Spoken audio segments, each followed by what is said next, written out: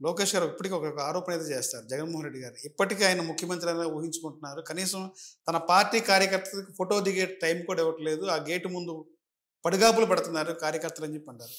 నిజమంటారు అది? ఆయన చూశాడా? ఆయన చూశాడండి. ఆయన ఆయన దగ్గరికి వెళ్తే నేను విన్నా.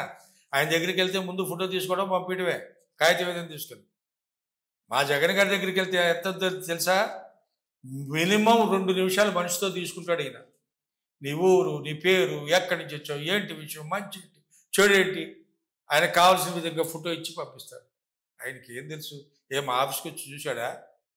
ఏ పిచ్చి మాట అని బాబు అయ్యేందుకు నీకు నువ్వు చేయాల్సింది చేయరా నాయన.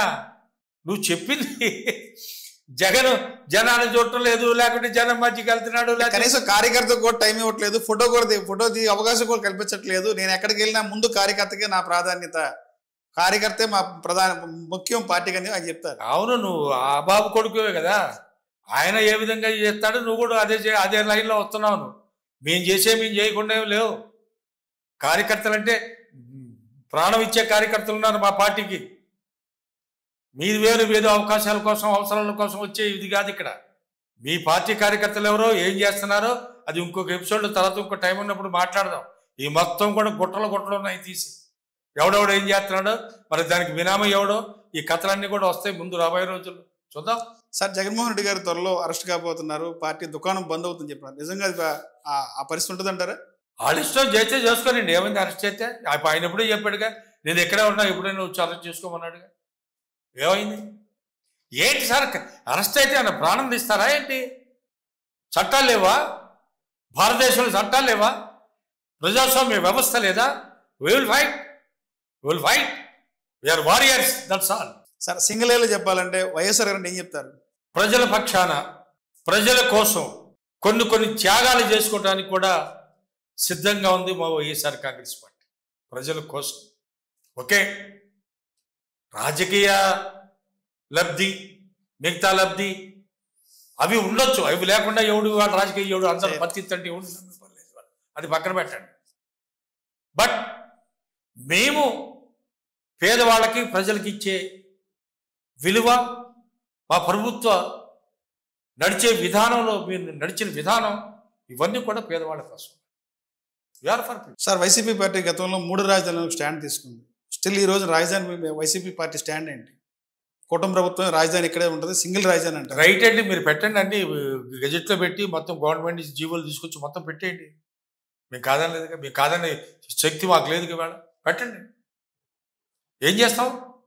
ఇప్పుడు మీరు చెప్తున్నారు కదా, ఇంకో 44,000 ఎకరాలు అంటున్నారు కదా, భూసేకరణ లబోదీపం అంటున్నారు కదా రైతు వరకు. ఇప్పుడు రైతుకి అక్కడ ఉన్న మీరు ఆల్రెడీ 34,000 జనం దగ్గర తీసుకుంది, 20,000 ఈ పోరంబొక్కును ప్లస్ సైడ్ భూములు. వాళ్ళకి కావాల్సిన ఇవ్వండి ముందు మీరు. వాళ్ళ భూములు ఏంటి? ఒడ్డే శోభనాద్రేశ్వరరావు గారు పాపం పెద్ద ఆయన చెప్తున్నాడు కదా, సంపద అంటావు. ఎక్కడి నుంచి వస్తుంది నీకు సంపద?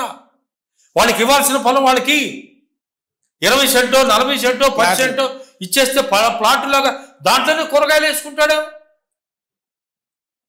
వాడే సంపద సృష్టిస్తాడు. నువ్వు ఇవ్వకుండా, ఏది చేయకుండా రైతులను ఎందుకు బాధపడుతున్నావు అంటున్నాడు ఆయన. ఫ్యాక్ట్ అది. ఇవాళ మేము అదే అడుగుతున్నాం. మీరు రైతుకి ఇవ్వాల్సింది ఇచ్చేయండి. వాళ్ళకి కావాల్సిన ఇన్ఫ్రాస్ట్రక్చర్ అంతా చేసి ఉండాలి. చేస్తారా మీరు? ఆ విషయం చెప్పండి. ఆ విషయం ప్రజలకు చెప్పండి చాలు. మీరు అంటే మీరు వాళ్ళ దగ్గర భూమి తీసుకొని 15 ఏళ్ళు అవుతుంది కదా, రేపు మీ టర్మ్ అయ్యేప్పుడు 15 ఏళ్ళు. ఒక రైతు జీవితంలో 15 ఏళ్ళు అట్లా ఒక మృగ్యంలో పెట్టితే అది ఏ విధంగా ఉంటుందో ఒకసారి ఆలోచించండి. అతను కుటుంబం లేదా? భార్య పిల్లలు లేరా? పిల్లలు చదువుకునేవాళ్ళు లేరా? పెళ్ళిళ్ళు లేవా? మంచి చెడు లేదా? ఇవన్నీ జరగాలంటే ఆ భూమిని చూపించే కదా అతను చేసుకునేది. నువ్వు భూమి ఎక్కడుందో ఇంతవరకు నాకు చూపిరా, నా 25 సెంట్ ఎక్కడుందో నాకు చెప్పట్లేదు. ఏంటి ఇది ఇంత దుర్మార్గం? ఇంకా ఎందుకు మోసం చేస్తారు సార్ రైతుల్ని చంద్రబాబు నాయుడు గారు? తప్పండి. వాళ్ళ ఉసురు తగులుతండి నేను చెప్తున్నా. మరలా భూసేకరణ మళ్ళీ ప్రభుత్వం సిద్ధమైంది కదా, అయింది. రైతులు వద్దన్నారు, కాదన్నారు కొందరు. సరే, ఎవరు అవకాశం ఉన్నాడు, ఎందుకు మనకు వద్దులు అనుకున్నాడు, ఇచ్చేవాళ్ళు ఇచ్చుకుంటారు.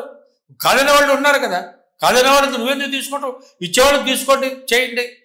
అసలు ముందు ఇచ్చిన వాళ్ళ సంగతి చూడండి. మిమ్మల్ని నమ్మి 34,000 ఎకరాలు ఇచ్చారు కదా, వాళ్ళని చెప్పండి. వాళ్ళకి చేయాల్సింది చేయండి.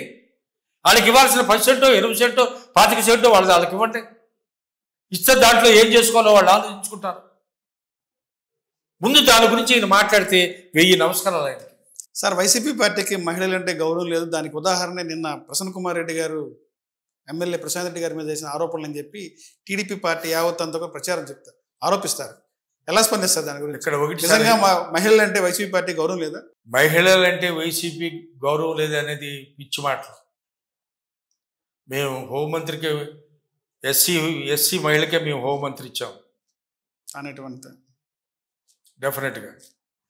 మహిళలు మేము మా క్యాబినెట్లో చాలామంది ఉన్నారు, మహిళలు ఉన్నారు.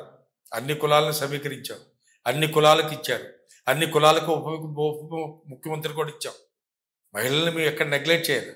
అదంటారా నెల్లూరు విషయం అంటారా? వాళ్ళ ఫ్యామిలీ, వాళ్ళ చుట్టరకం ఏదో ఉంది, వీళ్ళ మేనమా తమ్ముడు అంత భార్య అవి ఏ ఉన్నాయి, వాళ్ళ ఫ్యామిలీ మనకెందుకు లేండి ఆ విషయాలు.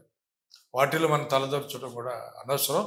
But we never degrade ladies, never, ఎప్పుడు చేయలేదు, చేయకూడదు.